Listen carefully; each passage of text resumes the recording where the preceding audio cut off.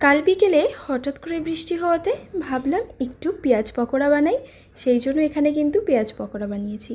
আর বৃষ্টির ওয়েদারে পেঁয়াজ পকোড়া বলো আর যে কোনো পকোড়াই বলো খেতে কিন্তু খুব ভালো লাগে, আর সঙ্গে যদি 1 কাপ চা থাকে।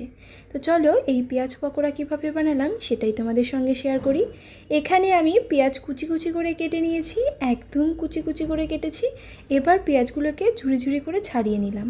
এর মধ্যে দিয়ে দিলাম কিছুটা হলুদ গুঁড়ো, কিছুটা জিরে গুঁড়ো, দিলাম পরিমাণ মতো নুন, একটু লঙ্কা গুঁড়ো, আর দিচ্ছি এখানে কাঁচা লঙ্কার কিছুটা গ্রেট করা, আর দিয়ে দিলাম কাঁচা লঙ্কা কুচি। তারপর এখানে দিচ্ছি বেসনটা দিয়ে ভালো করে এবার পেঁয়াজের সঙ্গে মেখে নিতে হবে।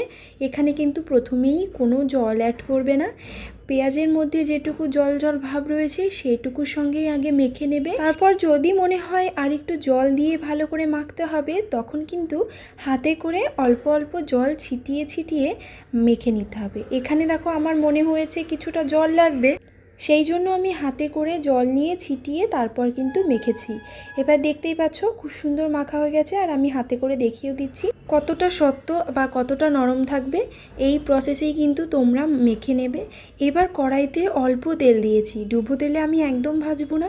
ডুবো তেলে ভাজতে চাইলে তোমরা ডুবো তেলেও ভাজতে পারো, তবে আমি ডুবো তেলে ভাজিনি। অল্প তেল দিয়ে এবার ছোট ছোট পকোড়ার শেপে আমি তেলের উপর ছেড়ে দিলাম।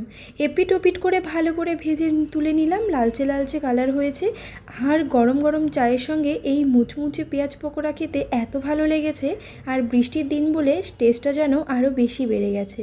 আমি কিছুটা ভেজে তুলে নিয়েছি, তারপরে বাকি যেটুকু ছিল সেটুকু সেমভাবে ছোট ছোট পকোড়ার শেপ দিয়ে ভেজে তুলে নিলাম। এইভাবে সব পকোড়া ভাজা হয়ে গেল। এবার আমি সার্ভ করব। পকোড়াগুলো আমি একটা বাটিতে নিয়ে নিয়েছি, আর এখানে আমি আজকে নিয়েছি টমেটো সস। এখানে তোমরা চাইলে ধনেপাতা পুদিনা পাতা দিয়ে যে চাটনিটা হয় সে চাটনিটাও করে নিতে পারো, তবে আমার কাছে ধনেপাতা পুদিনা পাতা কিছুই ছিল না, সেই জন্য আমি টমেটো সস দিয়েই সার্ভ করলাম। তো ভিডিওটা কেমন লাগলো অবশ্যই কমেন্টে জানিও, আর এই রকম ছোট ছোট রেসিপি পেতে অবশ্যই পাশে থেকো। ভালো লাগলে লাইক করো, শেয়ার করো, আর সাবস্ক্রাইব করো। আর যারা ফেসবুক পেজ থেকে দেখছো তারা অবশ্যই কিন্তু ফলো করবে।